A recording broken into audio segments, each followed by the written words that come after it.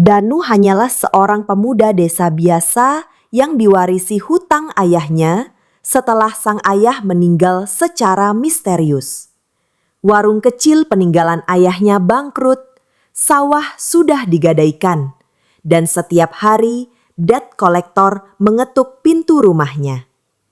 Ibunya sering menangis malam-malam sambil memeluk foto almarhum suaminya. Tak ada yang bisa Danu andalkan selain dirinya sendiri. Dan malam itu dia memutuskan bahwa hidup seperti ini harus diakhiri. Temannya, Ari, pernah berbisik tentang jalan cepat untuk keluar dari keterpurukan, pesugihan.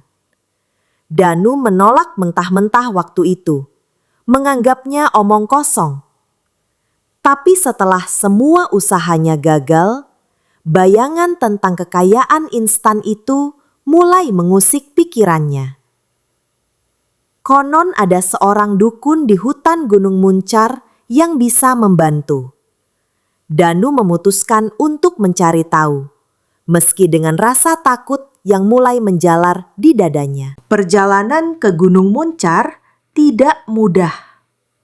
Jalannya curam, licin, dan dipenuhi kabut tebal meski belum malam. Danu mengikuti petunjuk samar dari Ari hingga akhirnya sampai di sebuah pondok reyot di tengah hutan. Di sana, seorang pria tua berjubah hitam sedang membakar kemenyan. "Kau datang bukan karena ingin tahu, tapi karena sudah siap," gumamnya tanpa menoleh. Danu hanya mengangguk. Hatinya campur aduk antara takut dan ingin cepat kaya. Pria itu memperkenalkan dirinya sebagai Mbah Sarwan. Pesugihan bukan cuma soal harta, tapi soal tumbal, pengabdian, dan kesetiaan, katanya pelan. Danu menelan ludah, tapi tak mundur. Ia merasa ini satu-satunya jalan untuk menyelamatkan ibunya dari kehancuran. Malam itu, Danu duduk bersila di depan sesajen lengkap. Ayam hitam, bunga 7 rupa, dan darah jari manisnya sendiri. Mbah Sarwan mengguratkan simbol aneh di tanah dan membaca mantra dalam bahasa yang tak dimengerti. Angin tiba-tiba berhenti dan keheningan menyeruak hingga membuat telinga Danu berdengung. Dari dalam kegelapan terdengar suara lirih, bukan dari Mbah Sarwan, tapi dari sesuatu yang lain. "Anak ini bersedia," gumam suara itu, berat dan dalam, seolah berasal dari perut bumi. Danu menggigil tapi tak bergerak. Mbah Sarwan menyuruhnya menyebutkan satu hal yang paling ia inginkan.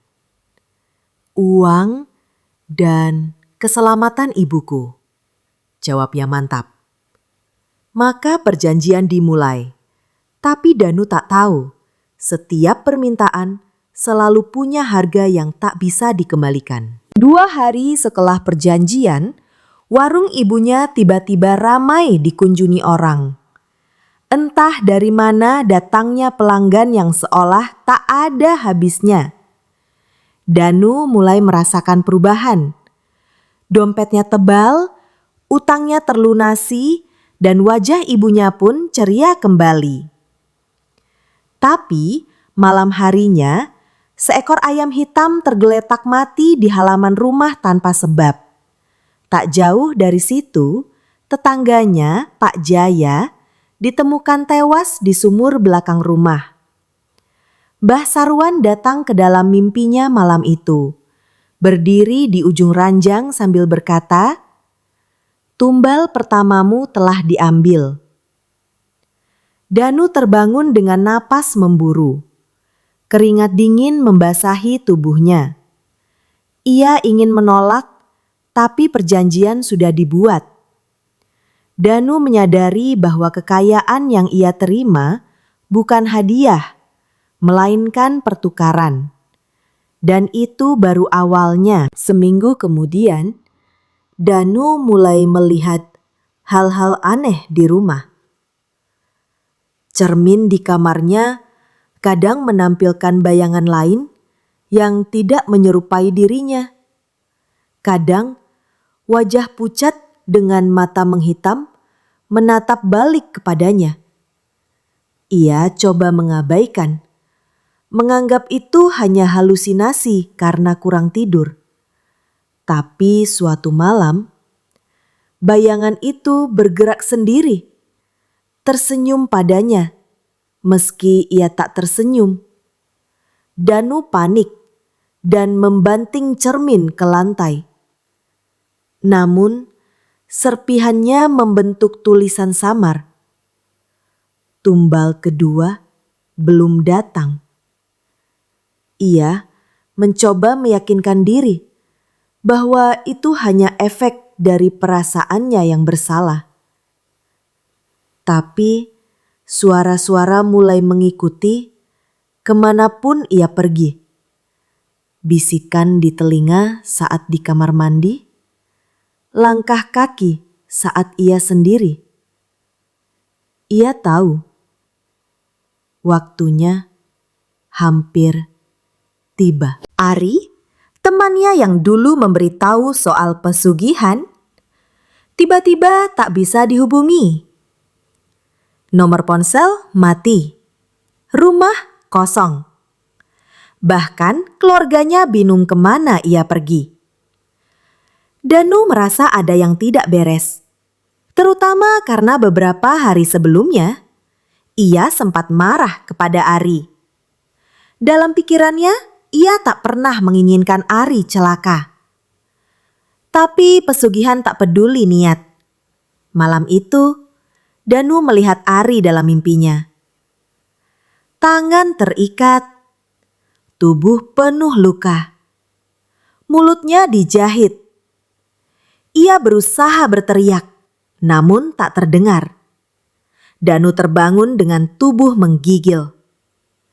Keesokan harinya, berita di radio menyebutkan seorang pria tak dikenal ditemukan tewas tanpa identitas di pinggir sungai. Danu tak berani memastikan, tapi di lubuk hatinya, ia tahu Ari telah menjadi tumbal kedua. Pagi hari, lantai kamar Danu mengeluarkan bunyi aneh saat diinjak. Rasa penasaran membawanya menggali di sana, dan yang ia temukan adalah kotak kecil berisi emas batangan. Jumlahnya cukup untuk membuatnya menjadi orang terkaya di desanya. Tapi ketika menyentuhnya, darah mengalir dari sela-sela ubin seperti rembesan tak kasat mata. Ibunya histeris melihat lantai yang berlumuran darah. Namun Danu meyakinkannya bahwa itu hanya tumpahan cat. Ia tak bisa berkata jujur karena dosa ini adalah miliknya sendiri. Malam harinya, suara tangisan perempuan terdengar dari dalam lantai. Danu menutup telinganya dengan bantal, tapi suara itu terus menembus, lirih dan menusuk ke dalam jiwa. Suatu malam, saat pulang dari warung, Danu menemukan gendongan bayi di depan pintu rumahnya. Tak ada bayi di dalamnya, hanya boneka lusuh berlumuran darah. Namun setelah ia angkat, suara tangisan bayi menggema dari segala arah. Danu panik, matanya mencari sumber suara namun tak ada siapa-siapa di sekitar rumah. Mbah Sarwan muncul kembali dalam mimpinya, kali ini bersama sosok perempuan berambut panjang dan tubuh membusuk. Ia menagih anaknya, katanya dingin. Danu tak tahu siapa yang dimaksud, tapi besoknya seorang ibu hamil di desa dilaporkan menghilang saat berjalan pulang malam hari. Dan Danu mulai paham siapa tumbal selanjutnya. Beberapa hari kemudian, suara tangisan bayi terus menghantui malam-malam Danu. Bahkan ibunya mulai mendengarnya juga, merasa seperti sedang diawasi setiap saat. Tangisan itu terdengar dari lemari, dari bawah ranjang, bahkan dari dalam perut Danu. Atau itulah yang ia rasakan. Ia mulai kehilangan kendali, bicara sendiri, tertawa saat sendirian. Ibunya mencoba memanggil ustaz untuk meruqyah rumah mereka. Tapi, ustaz itu mendadak mimisan parah dan pingsan begitu masuk ke kamar Danu. Saat siuman, dia hanya berkata, "Itu bukan setan biasa, itu perjanjian darah." Kini, rumah mereka tak hanya dihuni oleh manusia, tapi oleh roh-roh yang menagih hak mereka. Danu mendatangi kembali pondok Basarwan dengan penuh kemarahan. Ia meminta perjanjian dihentikan, kekayaan dikembalikan, dan hidupnya kembali seperti semula. Tapi Mbak Sarwan hanya tertawa kecil, lalu menjentikkan jari ke tanah. Tak ada jalan mundur bagi yang sudah menerima. Kau hanya bisa terus memberi atau jadi milik mereka. Danu memohon, berlutut, menangis, tapi yang didapatnya hanyalah satu pesan. Jangan pernah menolak tumbal berikutnya, atau kau sendiri yang digantikan. Danu pulang dengan wajah pucat, tubuh lemas seperti tak ada lagi harapan. Di dalam hatinya, ia tahu satu hal. Kehidupannya sekarang bukan miliknya lagi. Ia hanya pion dalam permainan para makhluk kelam. Suatu malam, saat ibunya sedang memasak, ia berteriak keras hingga panci terlempar. Danu berlari ke dapur dan melihat ibunya terduduk pucat. Ada perempuan berdiri di pojok, rambutnya panjang, wajahnya penuh luka, katanya sambil menangis. Danu mencoba menenangkan, meski dalam hatinya tahu itu bukan halusinasi. Semakin banyak tumbal, semakin banyak arwah yang gentayangan. Ia sempat melihat sekilas bayangan samar perempuan berdiri di atas kulkas. Mata hitam pekatnya menatap tajam ke arah Danu. Tubuhnya menggantung tanpa kaki, seperti melayang. Setelah kejadian itu, ibunya mulai sering melamun dan berbicara sendiri. Danu tahu, ibunya ikut terseret dalam neraka yang ia ciptakan sendiri. Tapi ia tak tahu bagaimana menyelamatkannya. Pagi hari, Danu menemukan amplop coklat di depan pintu rumah. Isinya hanyalah secarik kertas lusuh bertuliskan, "Kau berikutnya." Tak ada tanda tangan, tak ada jejak siapa pengirimnya. Tapi baunya menyengat seperti bangkai dan kertas itu terasa hangat di tangan. Ia membakarnya. Namun asapnya berubah menjadi wajah-wajah yang menjerit. Selama seminggu setelahnya, Danu tidak bisa tidur.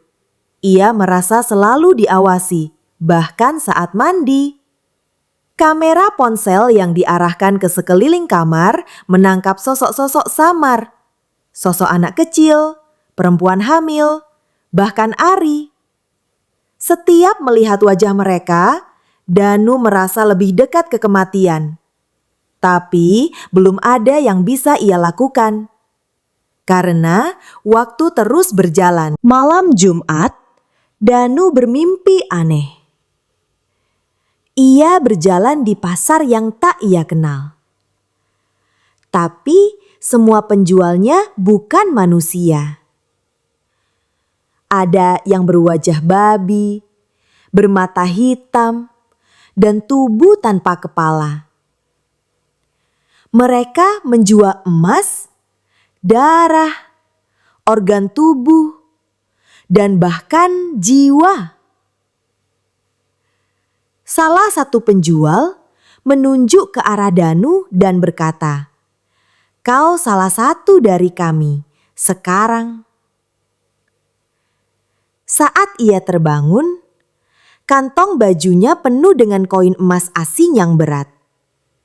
Anehnya, emas itu tak bisa dilihat oleh ibunya. Tapi semua uang yang ia miliki berubah 2 kali lipat saat itu juga.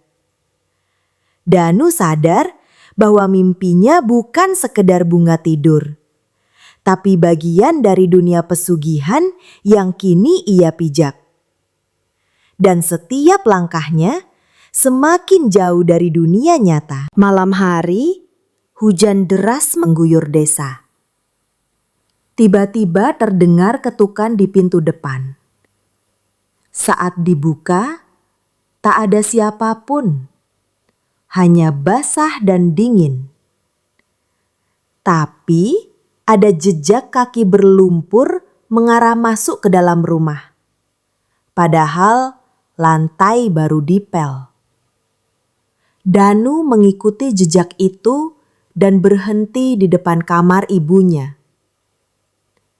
Pintu kamar terbuka perlahan dengan sendirinya. Di dalam, ibunya tertidur, dan di sampingnya ada sosok tinggi kurus duduk membelakang. Tubuhnya berdenyut seperti daging yang belum matang. Danu tak bisa bergerak, hanya bisa menutup mata dan berharap itu semua mimpi. Tapi saat ia membuka mata kembali, ibunya tak sadarkan diri. Dan sosok itu sudah tak ada. Danu mulai sering berziarah ke makam ayahnya, berharap mendapat petunjuk. Suatu malam, ia tertidur di dekat pusara dan bermimpi ayahnya muncul. "Kau harus berhenti sebelum ibumu ikut jadi korban," kata ayahnya dengan mata berkaca. Tapi saat Danu menyentuh tangan ayahnya, tubuh itu membusuk dan mencair seperti lumpur. Ia terbangun dengan napas memburu dan tangan berlumpur sungguhan. Di pusara ayahnya, bunga tabur berubah menjadi belatung. Ia lari pulang tanpa menoleh lagi.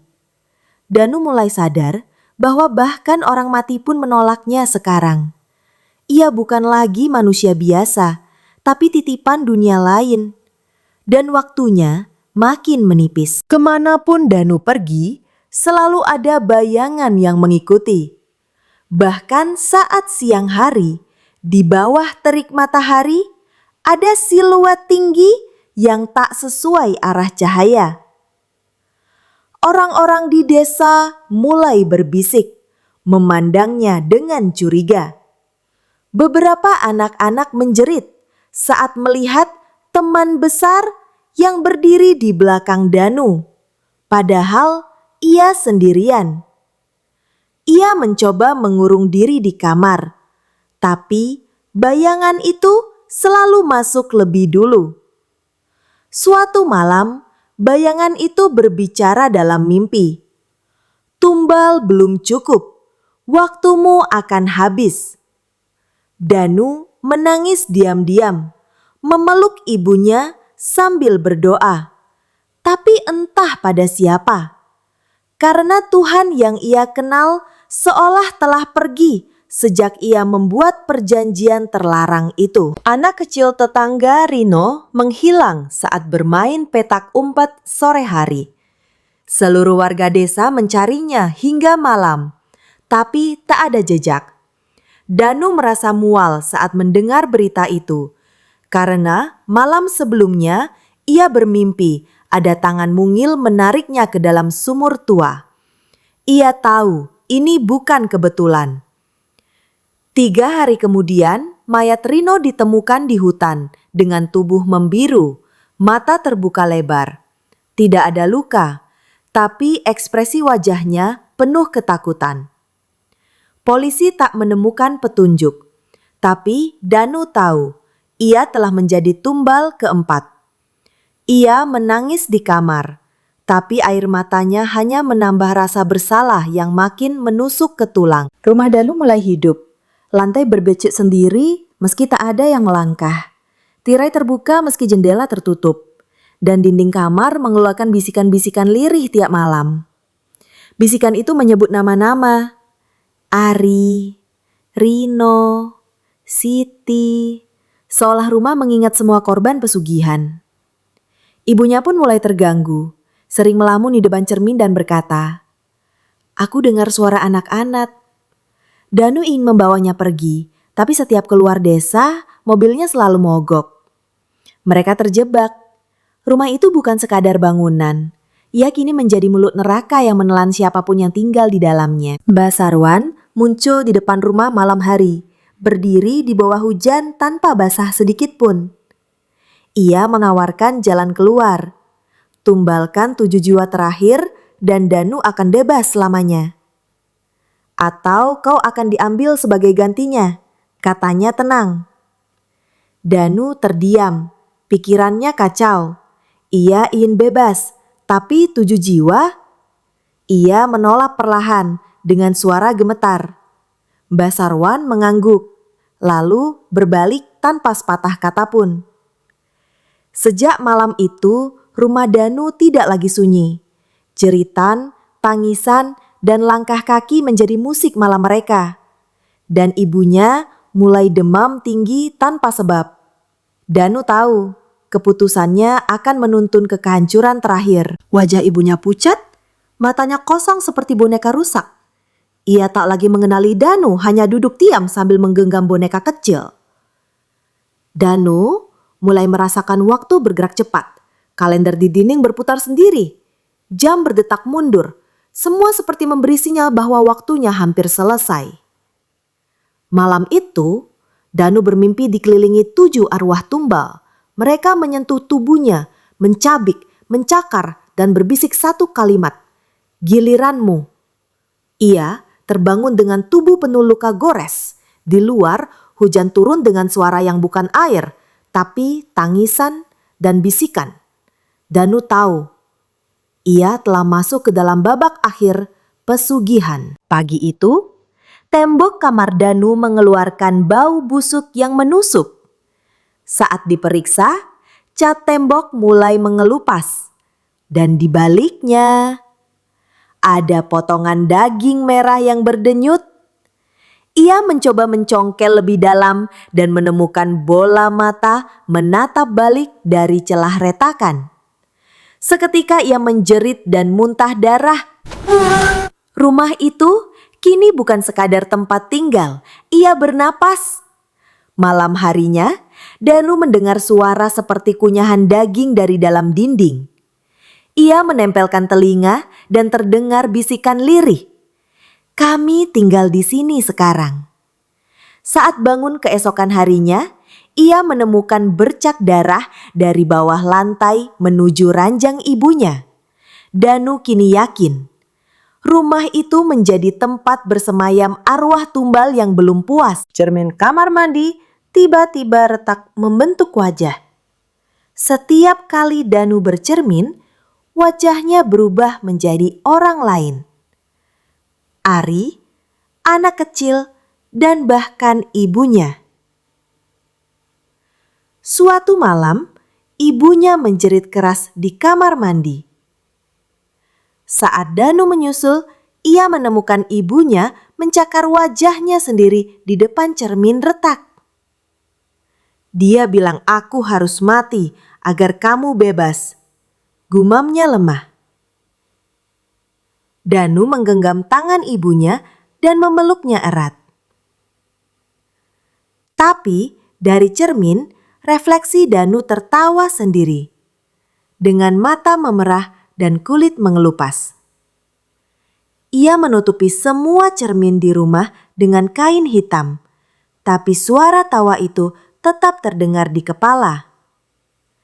Kini bukan hanya roh yang mengincarnya, tapi juga pantulan dirinya sendiri. Danu mencoba melarikan diri membawa ibunya keluar desa. Ia menyusuri jalan dengan motor butut, namun jalan yang ia lewati selalu berakhir di tempat yang sama. Meski sudah menempuh arah berbeda, ujung-ujungnya selalu kembali ke rumah mereka. Ia mencoba naik bus, tapi kondektur menolak mengizinkan mereka naik dengan wajah penuh ketakutan. Danu sadar, desa ini kini seperti lingkaran neraka. Semua orang mulai menjauh darinya. Tetangga tak berani bicara. Anak-anak tak lagi bermain di depan rumah. Bahkan hewan pun tak mau mendekat. Ia seperti terjebak dalam dimensi yang berbeda. Tak bisa keluar, tak bisa minta tolong. Dan rumah itu perlahan mulai menghisap mereka masuk. Suatu malam, Danu ditawari oleh sosok berwajah hitam legam dalam mimpi untuk menyerahkan seorang pengemis tua sebagai tumbal. Ia tak punya keluarga, tak ada yang mencari, kata suara itu. Tapi Danu menolak. Ia tidak sanggup lagi menumpahkan darah. Saat ia bangun, ia menemukan luka bakar berbentuk segitiga di dada kirinya. Mbah Sarwan muncul di jalan desa menatap Danu dengan wajah kecewa. Kau sudah melanggar syarat. Sekarang mereka berhak memilih tumbalnya sendiri, katanya dingin. Sejak saat itu, ibunya mulai mengalami kejang-kejang setiap malam. Tubuhnya ditarik oleh kekuatan tak kasat mata.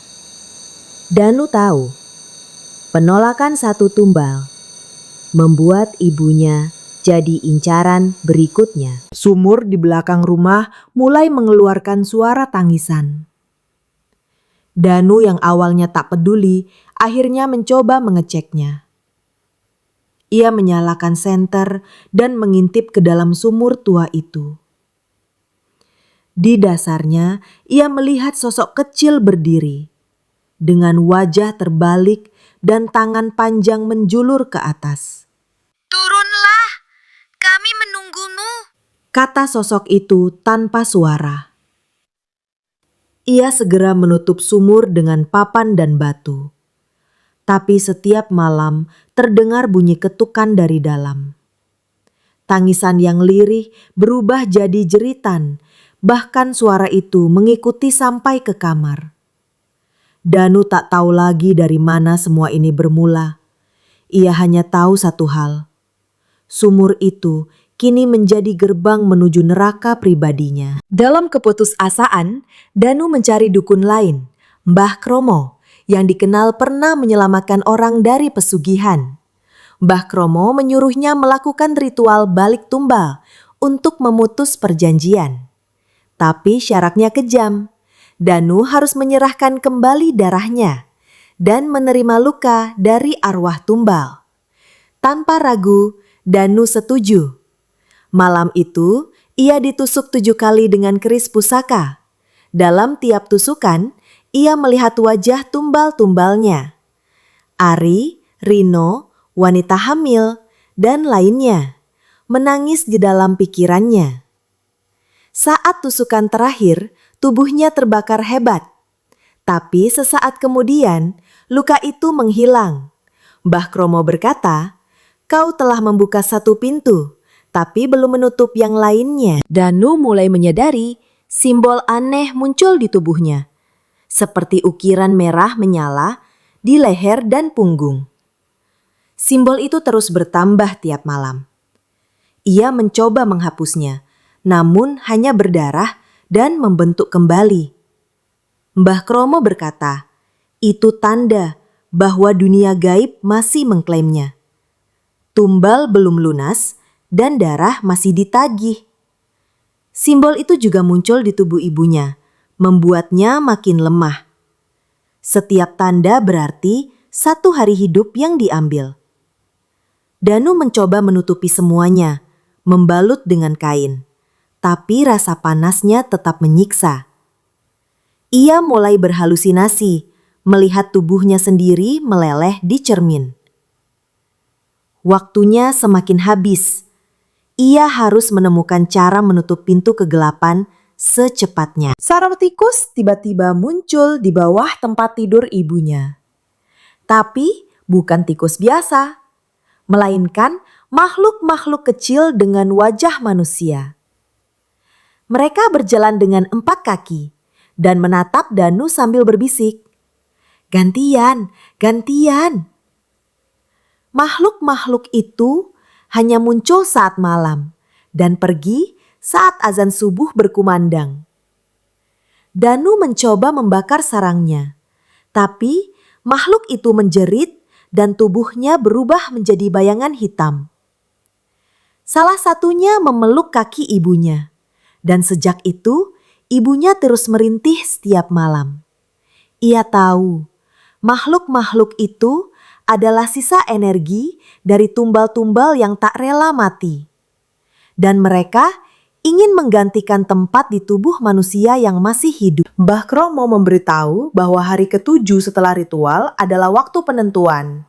Jika Danu tidak menutup perjanjian dengan benar, arwah tumbal akan mengambil tubuhnya. Malam itu langit gelap tak berbintang, dan bulan tampak merah darah. Rumah mereka bergetar, seolah ada sesuatu besar datang dari tanah. Pukul 3 pagi, semua cermin pecah bersamaan.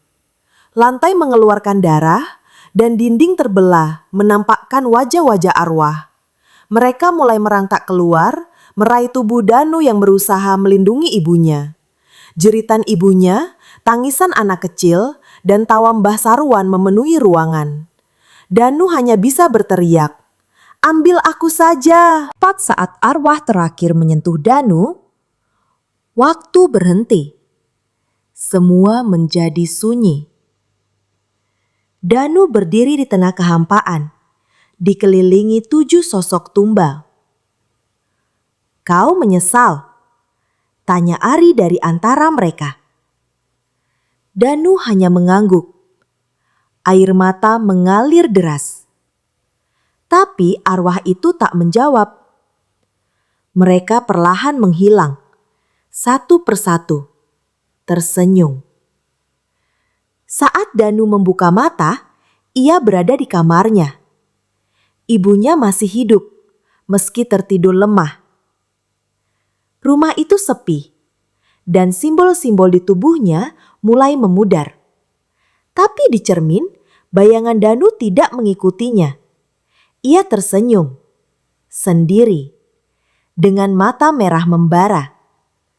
Perjanjian itu tak pernah benar-benar berakhir, hanya berganti wujud. Hari-hari berlalu, namun Danu mulai menyadari bahwa ia tak lagi merasa lapar, haus, atau mengantuk. Tubuhnya tetap segar meski tak tidur berhari-hari. Tapi yang paling aneh, orang-orang di desa tak menyapanya lagi, bahkan seolah tak melihatnya. Ia mencoba bercermin dan hanya melihat bayangan samar seperti kabut. Ia memanggil ibunya, tapi wanita itu hanya berjalan melewatinya tanpa menoleh. Saat ia menyentuh bahunya, tubuhnya menembus seperti angin.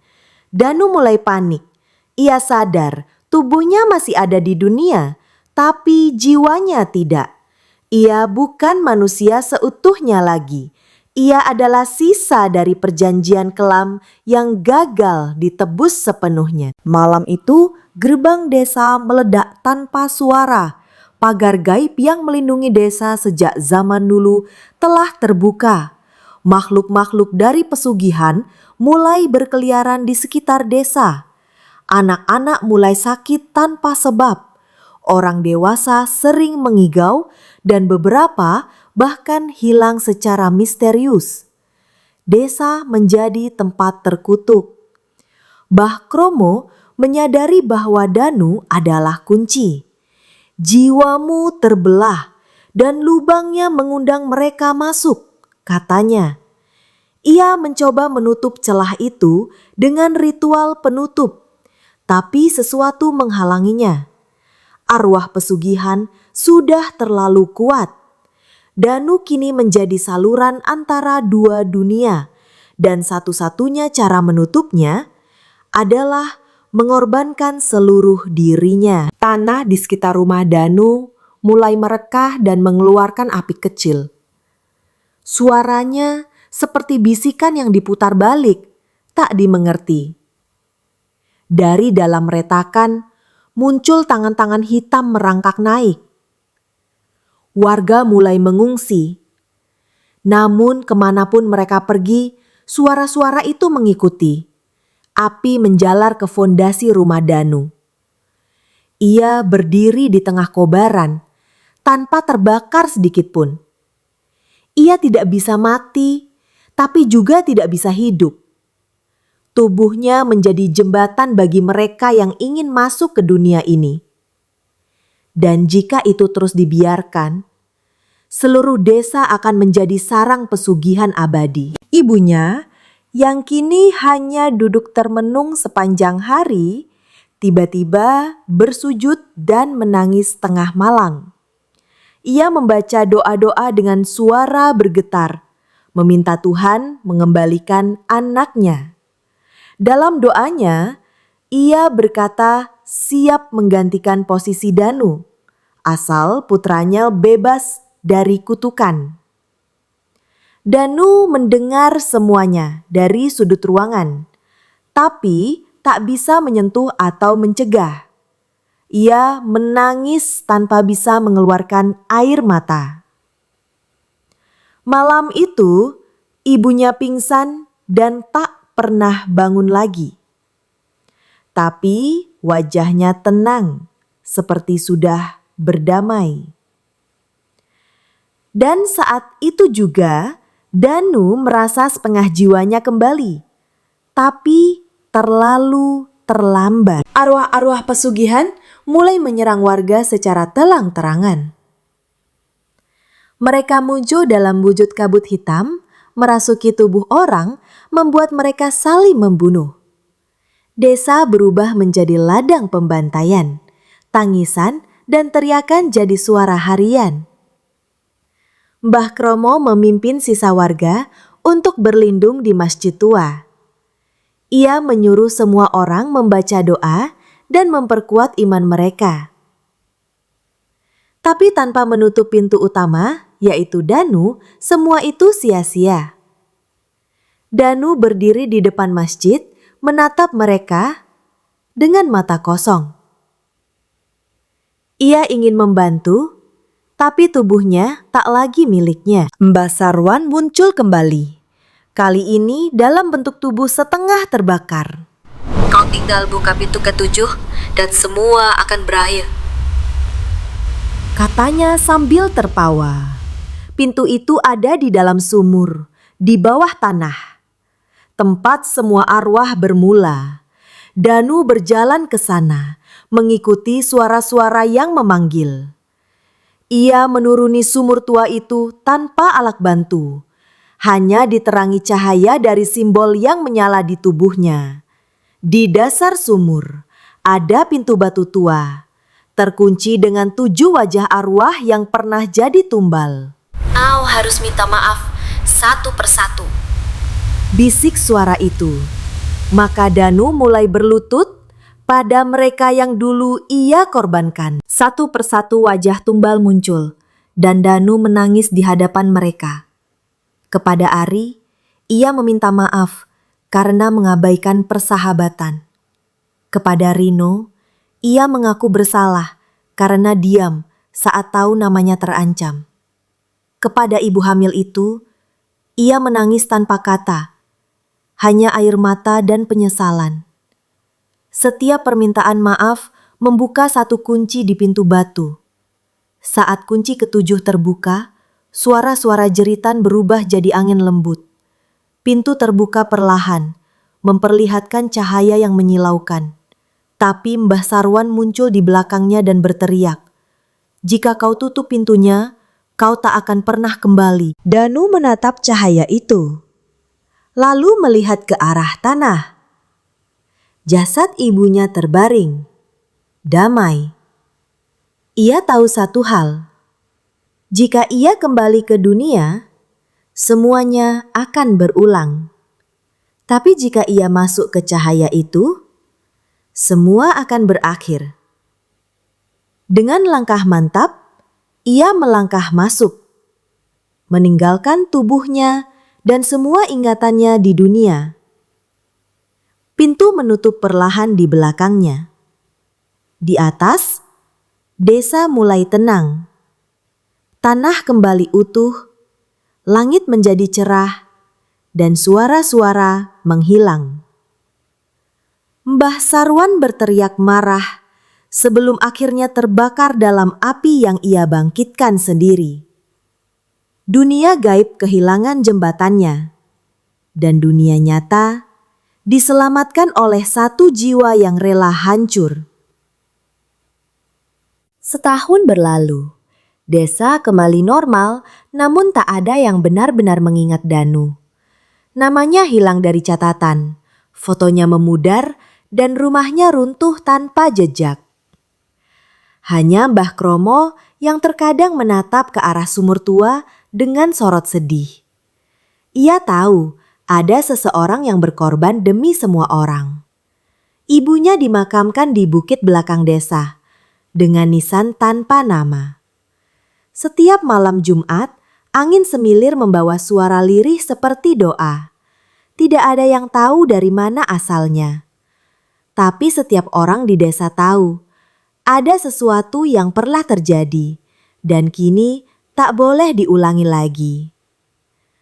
Hanya malam itu, seorang anak kecil berjalan melewati sumur yang kini ditutup penuh batu dan semen. Ia berhenti sejenak, lalu menatap ke arah pohon besar di sebelahnya. Di sana, berdiri seorang pemuda berwajah tenang, tersenyum samar. Anak itu melambaikan tangan meski tak tahu siapa dia. Sang pemuda, Danu, hanya mengangguk. Ia berdiri sebagai penjaga antara dua dunia. Tak sepenuhnya hidup, tapi tak lagi tergoda oleh kekuasaan. Pesugihan telah memakannya, tapi tidak jiwanya. Kini ia adalah peringatan bahwa kekayaan instan selalu punya harga, dan kadang harga itu adalah keabadian dalam kesendirian.